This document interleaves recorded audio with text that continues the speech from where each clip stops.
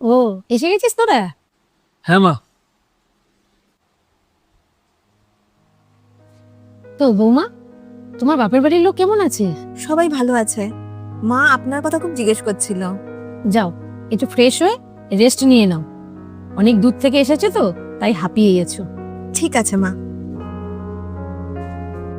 বাবু, এদিকে শোন একটু।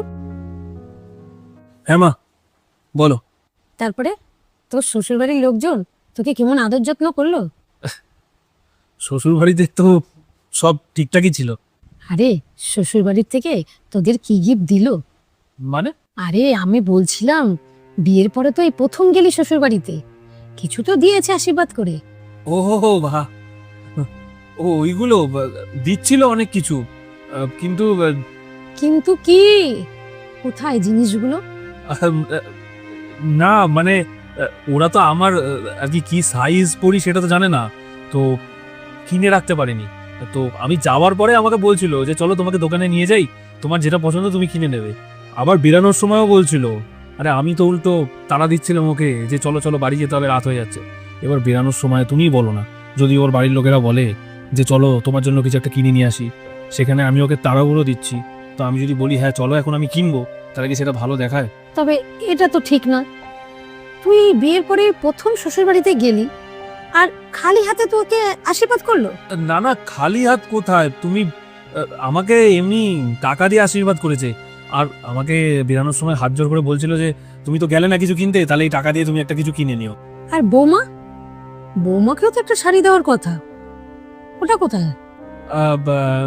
না, ওকেও তো টাকা দিয়ে দিয়েছে। আর তুমি তো জানো যে এখনকার দিনে সবাই নিজের পছন্দ মতোই জামা কাপড় পরে। হ্যাঁ, এটাও ঠিক, কিন্তু আর কিছু কেনার জন্য টাকা পয়সা দিয়েছে? হ্যাঁ দিয়েছে তো, তোমার কথাও বলছিল এবং তোমাকে শাড়ি কেনার জন্য টাকা দিয়েছে আমার হাতে। আর বলেছে যে পরের বার আসলে কিন্তু মাকেও সঙ্গে নিয়ে আসবে, কোনো রকম কোনো বাহানা আমরা শুনবো না। এই যে এই টাকাটা তোমার জন্য দিয়েছে, এ নাও মা। বাহ, তোর শ্বশুর বাড়ির লোক তো ভীষণ ভালো। হ্যাঁ, যা, তুইও এবার গিয়ে একটু রেস্ট নে, বড় ক্লান্ত হয়ে গেছিস। ঠিক আছে মা।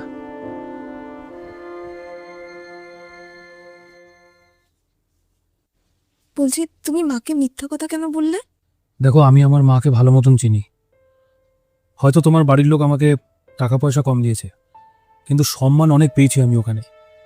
আর আমার মাকে যদি আমি এটা বলতাম, তাহলে আমার মা অতটা আনন্দ পেত না যতটা আনন্দ এই মিথ্যাটা শুনে পেয়েছে যে তোমাদের বাড়ির লোক আমাকে অনেক কিছু দিয়েছে। কিন্তু এটা তো ঠিক নয়, তাই